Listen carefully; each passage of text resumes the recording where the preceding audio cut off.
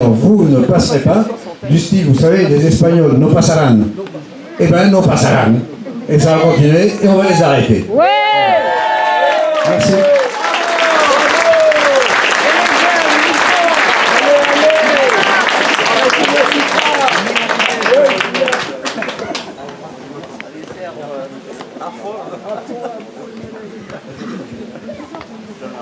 Oui, on y va.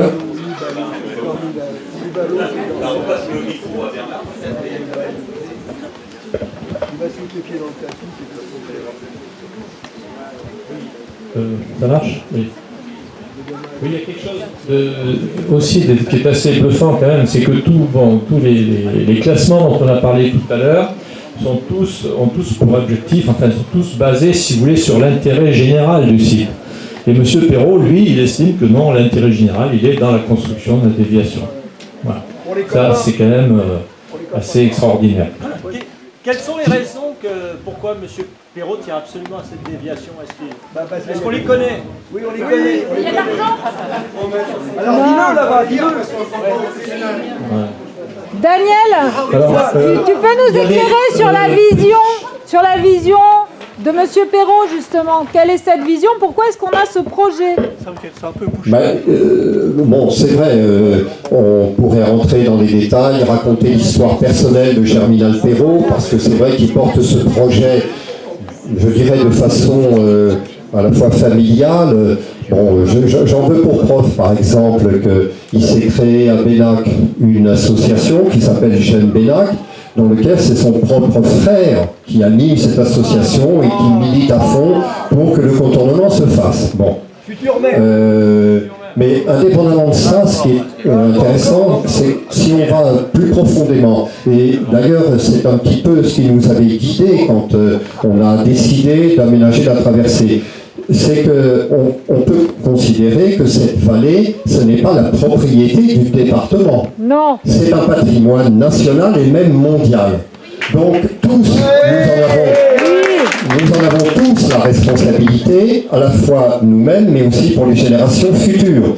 C'est-à-dire ce qu'on entreprend maintenant va générer des effets à long terme que personne pour le moment ne peut prévoir. On a bien vu historiquement quand s'est créé le chemin de fer qui a remplacé le trafic sur l'eau de la Dordogne, ça entraîne des mutations vraiment très importantes. Or il y a une prise de conscience actuellement quand même. Cette prise de conscience qui est à la suite d'une époque où on pouvait imaginer qu'il y avait un progrès indéfini, qu'on pouvait continuer à exploiter notre planète sans qu'il y ait d'effets pervers ou d'effets secondaires, et qu'on pouvait, je ne veux pas dire ça caché, mais qu'on pouvait l'occuper sans lui demander des comptes. Cette période-là, il y a une prise de conscience qui s'est faite.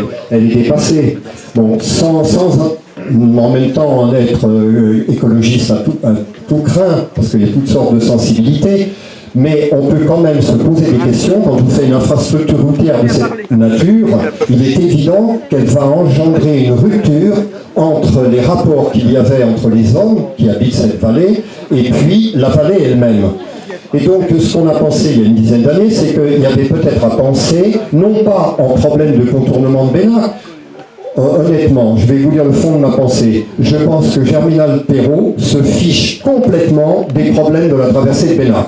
Il n'y vit pas, il habite à 30 km d'ici, c'est purement quelque chose auquel il tient pour défendre un projet qui est un vieux projet de développement qui part du postulat suivant: on fait une infrastructure routière et ça va générer de l'emploi et ça va créer des tas d'activités, etc. Ce qui est totalement aberrant. On s'est aperçu justement que cette façon de raisonner est totalement fausse.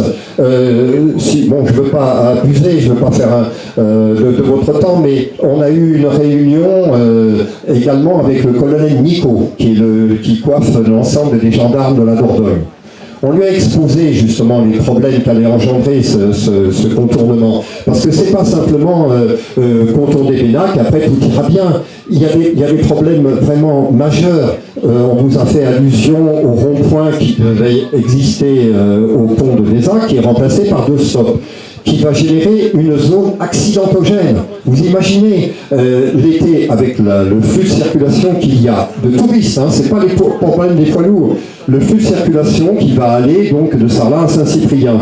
Les touristes qui sortent de Bellac, ils vont se heurter à 2 flux de circulation pour traverser ce flux. Un premier stop, donc inévitablement avec des remontées de fil, une distance entre ces 2 stops est de 120 mètres au lieu de 250 mètres réglementaires. C'est-à-dire qu'on va avoir 2 tours à gauche sur une distance de près de 50 mètres. Donc vous imaginez, ça peut retenir 6 voitures. L'été, c'est pas 6 voitures qu'il va y avoir. Il va y avoir toute une file de voitures avec l'impatience des gens qui vont risquer de ne pas retrouver leur chemin. Donc on a une zone accidentogène qui est créée. On a averti d'ailleurs la présidente de la lutte contre la violence routière, Mme Perrichon, qui a tout de suite dit, mais c'est pas possible. À l'époque où on est, on ne peut pas laisser faire un projet de cette nature. Donc, c'est ce type de problème donc on va rencontrer. Et donc la vision que nous on avait, c'est un autre type de développement pour cette vallée. C'est une vallée, c'est une terre fertile, c'est une terre agricole. Il y a des possibilités, par exemple, de maraîchage. On peut parfaitement servir, que ce soit les restaurants, les cantines scolaires. Il n'y a pas besoin de transport par camion. Il y a également ces vestiges gallo-romains qu'on peut utiliser comme argument. On peut réouvrir la gare de Ferrac, par exemple, pour en faire un centre d'artisanat, un centre de développement. On peut faire une voie douce. La rive gauche peut être réaménagée comme route touristique qui permettrait de visiter les 2 rives de la Dordogne, avec des dessertes par le chemin de fer.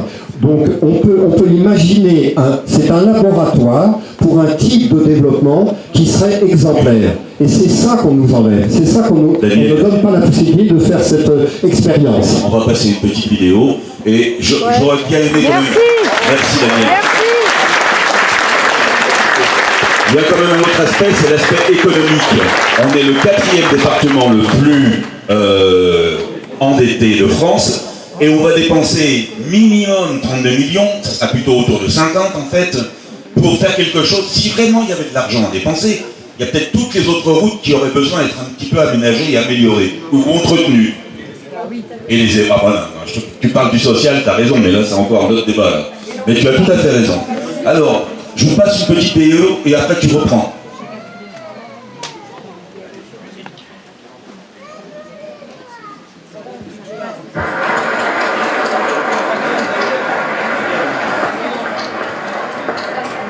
Merci beaucoup Pascal pour cette introduction très riche. Donc je vais maintenant passer la parole. Non, oui, à la fin de cette vidéo. Non, on voulait quand même... Est-ce qu'on peut revenir sur le PowerPoint?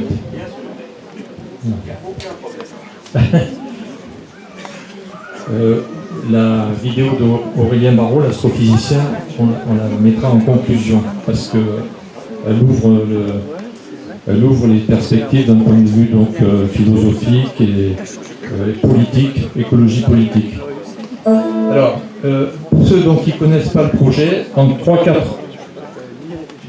3-4 diapos, donc, vous voyez, nous sommes... bon, j'ai oublié le nom. Personne a un laser pour pointer une baguette. Enfin, bref, vous savez où nous sommes, hein. Voilà, nous sommes là, actuellement. Donc voilà, alors c'est 3 km 200 de route, d'ici de la départementale jusqu'à Vézac, donc de Saint-Vincent-de-Paul à Vézac, 3 km et demi à peu près, et 2 grands ponts construits par Bouygues, là sur la Dordogne, avec un tunnel ferroviaire sous la voie ferrée, donc la route va passer sous la voie ferrée ici. Donc cette infrastructure va ruiner, va stériliser à peu près entre 15 et 20 hectares de terre parmi les plus fertiles de France, hein, dans un pays qui perd énormément de surface agricole utile chaque année. La France bat des records. Nous perdons l'équivalent d'un département de taille moyenne, disons Seine-et-Marne, tous les 10 ans. Hein. C'est-à-dire que tous les 10 ans, 10% de notre superficie nationale disparaît sous le bitume et le béton. Ça veut dire que si on continue à cette vitesse-là, hein, dans un siècle, pratiquement, il n'y a plus d'espace naturel en France. Bon, voilà les ouvrages qu'on va nous mettre, donc des ponts ultra design, ultra modernes, hein, dans cette vallée dont on a souligner le caractère pittoresque, remarquable, historique, artistique, féodal et tout ce que vous voulez, hein, donc très harmonieux, disons, entre l'humain et la nature. Et voilà, on vient greffer sur des ponts SNCF, évidemment, qui datent quand même du 19e siècle, qui sont à pierre, et relativement discrets, parce que la voie ferrée, bon, parce que M. Perrault dit, il y a déjà une coupure dans le paysage, c'est la voie ferrée. Mais bon, regardez, cette coupure, elle est quand même pas si importante que ça, elle fait 6 à 7 mètres de large, c'est tout, elle est empierrée, bon, elle existe depuis un siècle, et il passe quoi? Moins de 10 trains par jour, et aucun la nuit. Bon, cette déviation, c'est quand même sans commune mesure avec la voie ferrée. Hein, elle sera 3 ou 4 fois plus large. Il va y avoir un grillage d'ailleurs entre la voie ferrée et la route. Elle sera doublée d'une soi-disant voie verte, hein, comme si, franchement, si vous avez envie de faire du vélo, moi je ne vous conseille pas de longer une voie rapide. Moi je préférerais passer par le village de Bénac que de passer par là avec mon vélo, hein, ça je vous le dis franchement. Et voilà la gueule que ça va avoir, on se croirait dans le périphérique de Bordeaux, enfin je sais pas. Je trouve ça complètement aberrant. Bon. Voilà, donc 15 hectares de terre fertile vont disparaître sous le bitume. Premier impact. Deuxième impact. Alors, on n'avait pas mis là. Bon, ça c'est sur le coût du projet, donc Daniel a déjà dit effectivement. On n'a pas mis. Ça, pour montrer, donc ça c'était les premières coupes de noyers et donc disparition des vergers et des terres agricoles. Voici donc la préparation de la future route. Photo suivante. Ah, c'était le avant et l'après, mais voilà. D'accord. Oui, alors avant, on a vu les terres fertiles, et maintenant, voilà ce que c'est devenu. Et quant à la galerie forestière, donc photo suivante. Voilà, alors donc, une photo qui a été prise avant les coupes de la ripicile, donc qui est Natura 2000, habitat communautaire, hein, par rapport à quand même cet écosystème forestier qui est centenaire. Avec tout son cortège d'espèces floristiques et faunistiques, et voilà ce que c'est devenu donc après la coupe et la construction de la route et du futur pont. Ça, c'est des photos qui ont et on a là une véritable coupure écologique, puisque cette galerie forestière, c'est quand même un corridor écologique qui permet des migrations animales et végétales. Des coupures comme ça interrompent ces migrations. Or, les espèces ont de plus en plus besoin de migrer, notamment sous l'effet du réchauffement climatique. Voilà. Ça, c'est une photo qui a 3 jours, qui a été prise, et il y a un détail qui est encore plus important, c'est le dragage dans la rivière. Ouais. Alors là, ça y va à fond, il n'y a aucune protection, et ça, c'était pas dans le cahier des charges. Absolument. Et à souligner aussi, c'est que dans l'étude d'impact environnemental de ce projet, l'impact des travaux sur les poissons migrateurs n'a jamais été étudié. Jamais. Nous l'avons souligné plusieurs fois dans les recours administratifs. Et le juge n'en a même pas tenu compte. Voilà, ça, je trouve ça scandaleux. Voilà. Là, on est en pleine période de frais, donc normalement, les poissons doivent remonter. Alors, outre que l'étiage est très très bas, il y a très très peu d'eau. On peut supposer d'ailleurs qu'on leur a demandé de ne pas trop balancer d'eau au barrage. On ne dira pas qui. Et du coup, les poissons, déjà, il n'y en a pas beaucoup qui remontent, mais là, c'est absolument impossible qu'ils remontent cette année. Et Épidore, ça les gêne pas. Qu'est-ce que fait Épidore? Alors, qu'est-ce que fait Épidore? Épidore dort vraiment très bien. Bon, Monsieur Perrault est président. tout le monde sait que le président est donc Germinal Perrault.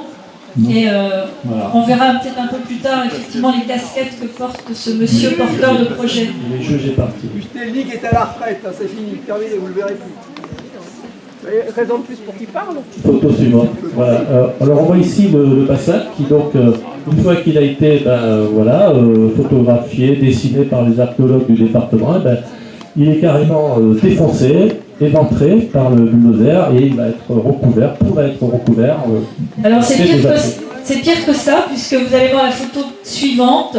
Là, ça a été une première fois éventré pour soi-disant essayer de voir s'il y avait quelque chose dessous. Après, il a été mis en défend et il a finalement été entièrement démoli. Et les pierres que vous avez donc de ce bassin ont servi de remblai pour la route qui est donc en aval. Donc, et non seulement ce bassin, mais tout le reste du village. Pour un silex qu'on va s'arrêter. On n'a même pas cherché à savoir qu'est-ce qu'il y avait donc à gauche, hein, quelles étaient toutes les structures archéologiques qui se trouvaient enterrées de l'autre côté. On fonce, on cherche même pas à dévier légèrement la route pour éviter ces structures. Ça c'est le moment justement où le bassin, ça c'est exactement le bassin, donc ils sont en train avec les grosses pelles d'enlever donc tout le bassin et de... C'est terminé. Et que fait la police? Elle est là. Ils ont l'autorisation de le faire. Alors là, c'est pour montrer que, vous voyez, il y a des embouteillages en été.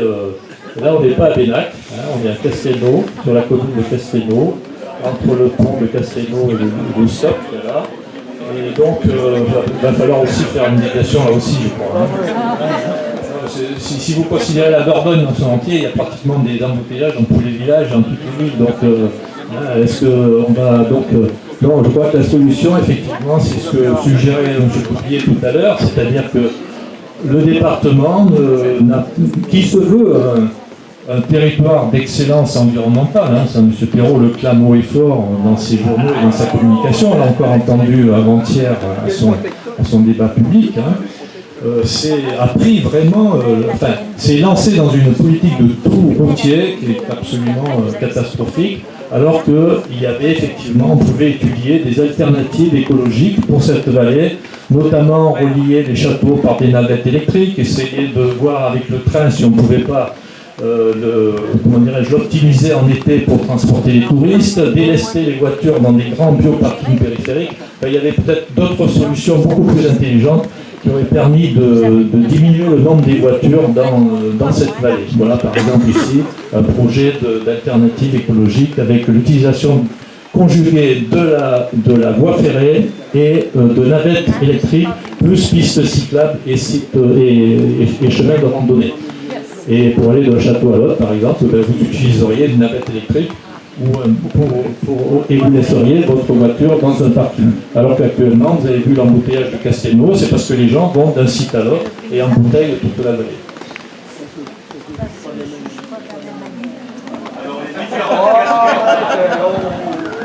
N'en rajoute pas. Vous voyez les différentes casquettes de M. Germinal Perrault. Ouais. Ah, notre bon président. La démocratie est en Il est président quand même d'Épidor. Il est président d'Épidor, il est le porteur de ce projet, président du département. Il a aussi un rôle à l'UNESCO. Donc il a eu le toupet d'organiser une conférence internationale des réserves de biosphère à Sarlat, c'était l'année dernière, en avril. Et en évitant évidemment soigneusement d'amener les participants sur le site de Bénac. Alors nous avions organisé avec M. Rossillon une location de car et on avait essayé de convaincre les participants de venir, donc on avait fait un petit programme parallèle. Malheureusement il n'y a eu qu'une dizaine de personnes. Je voudrais dire un petit mot là, parce que vous dites tous, il n'est pas seul. Dans la patrie de la Boétie, je sais que les tyrans ne sont grands que parce que le peuple est à genoux. On a été avant-hier à la réunion publique organisée par le président du conseil départemental. Il y avait environ 80 personnes. Malheureusement, on était une dizaine à être rentrés, et puis tous ne sont pas restés jusqu'à la fin. Ce qui fait qu'il avait un public tout acquis à sa cause. Et on a eu le courage, la surprise de voir le maire de la Roque-Cajac, M. Jérôme Perrat, intervenir, après qu'on ait posé une question, intervenir sur le nom de l'ENAC. Je vous proposerai tout à l'heure, c'est une information qui n'est pas très longue, mais de l'entendre, on l'a en vidéo. Ce que je veux dire, c'est que je crois qu'en fait, la politique de la chaise vide n'est pas la bonne politique. Il faut être présent partout, il faut être présent sur le terrain, mais il faut aussi être présent dans ces réunions, parce qu'ils ne voient pas d'opposition. Ce qu'on a dit, on avait presque 80 personnes contre nous qui applaudissaient pour Perrault et pas pour nous. Et je regrette qu'il n'y ait pas eu des élus qui étaient là à l'entrée et qui ne sont pas restés. On lui laisse la place, on lui laisse le champ libre. C'est pour ça qu'il est seul. Quand on parle d'Épidor, ce que j'ai entendu depuis 3 ans, moi, c'est que le directeur d'Épidor, en fait, subit une pression d'une personne qui n'est intéressée que par les canaux et son contournement. En fait, personne ne le conteste. On le conteste aujourd'hui avec l'association DIGD, des Chambres d'intérêt général en Dordogne, je vous recommande le site. On écrit aux 460 maires, parce qu'il y en a 60 qui sont des abonnés, on écrit aux 50 conseillers départementaux, il faut contester, il faut être présent. Quand ils se déplacent, si on avait été 60 ou 80, si 40 personnes étaient rentrées dans la salle, il n'aurait pas pu agir comme il fait. Voilà. Parce que je veux dire, il faut qu'on soit présent.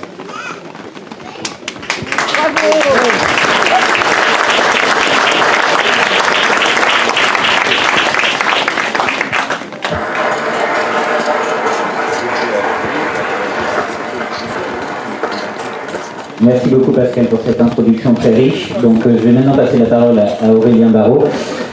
Aurélien, donc le point de vue scientifique sur la question, parce que moi il y a quelque chose qui m'interpelle toujours, c'est que les scientifiques, quand on lui parle d'intelligence artificielle, quand ils proposent de nouvelles inventions, les pouvoirs politiques les écoutent tout de suite. Or, quand ils interpellent sur le climat, sur la biodiversité, à l'échelle internationale, depuis 1972, donc ça va bientôt faire 50 ans maintenant, là, ce n'est jamais suivi d'effets concrets. Donc comme il est vraiment urgent d'agir, qu'est-ce qu'on fait maintenant? Comment un scientifique comme toi voit les choses et qu'est-ce qu'on peut faire concrètement dans cette histoire de nouveau contrat social? Oui, donc merci beaucoup de l'invitation. Je suis à la fois très content d'être ici et puis un peu triste en fait, parce que ce qu'on évoque est assez tragique en réalité. Alors c'est vrai que quand on m'a proposé de venir, je me suis tout de suite imaginé faire un petit exposé scientifique, comme tu viens de m'y enjoindre à nouveau, voire philosophique, enfin ce que je sais un peu faire. Et finalement je vais un peu vous piéger parce que c'est pas du tout ce que je vais faire. Je vais utiliser mes 10 minutes pour vous parler de politique essentiellement, parce que je crois que face à l'urgence, on n'a plus le choix en réalité. La situation, elle est dramatique.